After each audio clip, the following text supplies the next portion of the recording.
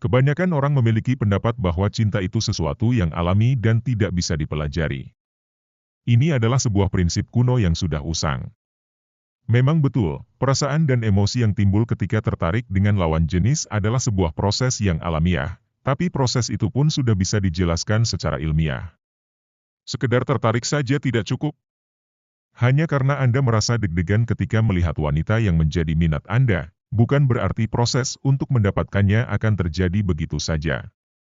Untuk bisa membuatnya jatuh cinta dan menjadi kekasih Anda, jelas membutuhkan keahlian yang spesifik. Untuk memulai dan menjalin hubungan cinta diperlukan bukan hanya perasaan saja, tapi juga mencakup begitu banyak hal, penampilan, komunikasi, bahasa tubuh, psikologi, pergaulan sosial, dan sebagainya. Hal-hal tersebut jelas merupakan keahlian yang bisa dipelajari, bahkan beberapa bidang, seperti psikologi, bisa dipelajari secara akademis. Jadi, apakah cinta bisa dipelajari? Ya. Justru akibat pola pikir, cinta itu alami dan terjadi begitu saja, yang menyebabkan banyak sekali orang yang terjebak dalam permasalahan cinta dan hubungan yang pelik tanpa mengerti cara menemukan solusinya. Hal ini bisa Anda ukur secara sederhana dari data statistik perceraian yang makin tinggi setiap tahunnya. Begitu banyak orang mengalami penderitaan dan kekecewaan, semuanya atas nama cinta.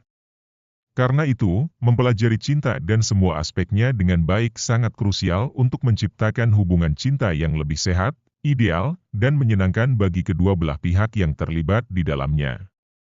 Untuk memudahkan penjelasan, mari kita mendefinisikan cinta dan romansa secara sederhana. Cinta adalah perasaan yang timbul di hati, sebuah proses psikologis yang melibatkan emosi pribadi, sifatnya personal dan tidak melibatkan orang lain. Kata kuncinya adalah perasaan dan emosi pribadi. Sedangkan romansa adalah proses interaksi sosial antara dua insan yang saling tertarik satu sama lain. Baik ketika masih PDKT, ataupun ketika sudah menjadi sepasang kekasih. Kata kuncinya adalah interaksi sosial. Tidak ada interaksi, maka tidak bisa disebut romansa. Ngeliatin wanita dari jauh sambil ngarep, itu bukan romansa, apalagi cinta. Dari definisi sederhana di atas, kita bisa melihat bahwa cinta tidak harus ada dalam sebuah hubungan romansa. Saya pernah menjelaskan tentang hal ini dengan cukup jelas pada konten yang berjudul Kenapa Cinta Menyakitkan, silakan tonton untuk mengerti lebih jelas. Jadi apa itu cinta? Cinta adalah hasil, bukan penyebab. Anda mencintai wanita yang sudah menjadi kekasih Anda, bukan karena Anda mencintai dirinya lalu menjadikannya kekasih Anda. Dalam tahap PDKT, proses yang terjadi hanyalah ketertarikan fisik dan interaksi sosial. Sama sekali tidak ada unsur cinta di dalamnya, karena dia belum jadi milik Anda. Ketika Anda dan dia sudah saling memiliki dalam sebuah hubungan yang serius, akan ada banyak investasi yang Anda berikan untuk hubungan tersebut. Investasi waktu, tenaga, perasaan, emosi, dan uang. Disitulah cinta tumbuh. Kalimat, cinta tidak harus memiliki, itu sebuah penghiburan diri belaka bagi orang-orang yang ngarep dan hanya mampu berharap untuk memiliki. Bukan berarti cinta itu harus memiliki, tapi cinta ada karena memiliki. Mungkin Anda bertanya, lalu bagaimana dengan yang putus cinta? Apakah masih ada cinta di antara mereka? Ya, masih. Karena mereka pernah saling memiliki. Setidaknya, ketika putus cinta, Anda masih memiliki kenangan akan cinta. Malah biasanya, orang yang mengalami putus cinta sebenarnya mencintai kenangan tersebut, bukan sang mantan. Penting bagi Anda untuk menyadari bahwa Anda hanya bisa mencintai sesuatu yang sudah Anda miliki.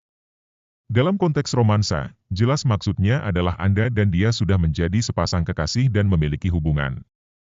Anda tidak perlu membuang-buang terlalu banyak investasi waktu, tenaga, emosi, dan uang untuk seorang wanita yang masih berstatus gebetan. Tidak usah mengatakan cinta pada wanita yang masih gebetan dan belum menjadi kekasih Anda. Karena itu akan sangat membebani Anda dan dirinya. Silakan bicara cinta kalau Anda sudah jadian. Bila hubungan itu ibarat pohon, maka pria adalah matahari yang menyinari dan wanita adalah air yang menyirami, dan cinta adalah buah manis yang dihasilkan pohon tersebut. 3 fase romansa. Tidak banyak orang yang menyadari bahwa sebenarnya ada 3 fase dalam romansa. Setiap fase memiliki aturan, pola, dan cara berinteraksi yang berbeda. Pre-relationship, fase pendekatan, PDKT. Di fase ini unsur cinta sama sekali tidak memegang peranan karena hubungan antara kedua pihak masih belum terbentuk jelas. Pada fase ini yang ada hanyalah daya tarik fisik, komunikasi sosial, dan saling menjajaki kemungkinan. Terlalu cepat kalau Anda berbicara soal cinta di fase ini, karena segala sesuatunya masih belum pasti. Dengan membawa cinta ke dalam fase ini, Anda mengambil resiko yang cukup besar. Analogi bisnisnya, PDKT adalah masa promosi untuk menarik pembeli. Bisa deal, bisa tidak. In relationship, fase hubungan serius atau pacaran. Pada fase ini unsur cinta memegang peranan penting. Cara Anda berinteraksi dengan kekasih Anda pun akan berbeda dibanding fase PDKT. Ini adalah fase saling mengenal kepribadian masing-masing secara mendalam, terlebih lagi ditambah dengan konflik-konflik yang akan muncul. Silakan berbicara mengenai cinta, pengorbanan, ketulusan, dan sebagainya, kalau Anda sudah berada di dalam fase ini. Analogi bisnisnya, setelah menjadi pembeli maka baru Anda memberikan pelayanan yang maksimal bagi customer Anda.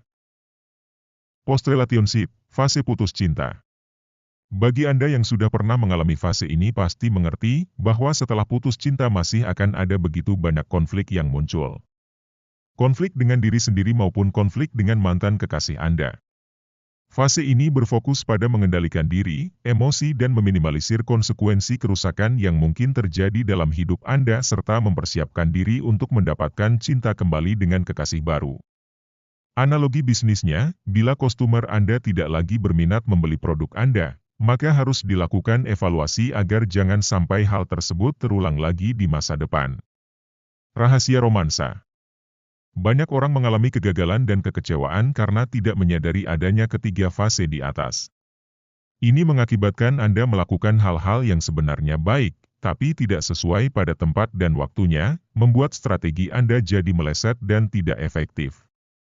Contoh, kebanyakan pria biasa menghabiskan banyak uang dan waktu untuk PDKT, padahal dalam tahap pre-relationship sang wanita belum layak untuk menerima segitu banyak investasi dari Anda.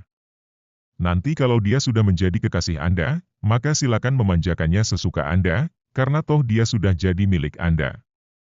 Untuk mengetahui semua rahasia di balik proses cinta dan romansa, Anda bisa subscribe dan nyalakan lonceng notifikasinya, agar Anda tidak ketinggalan materi yang saya upload tiap minggunya.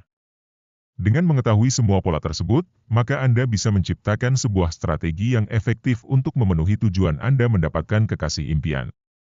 Dengan mempelajari rahasia tersebut, Anda bisa menciptakan, membina, dan mempertahankan cinta.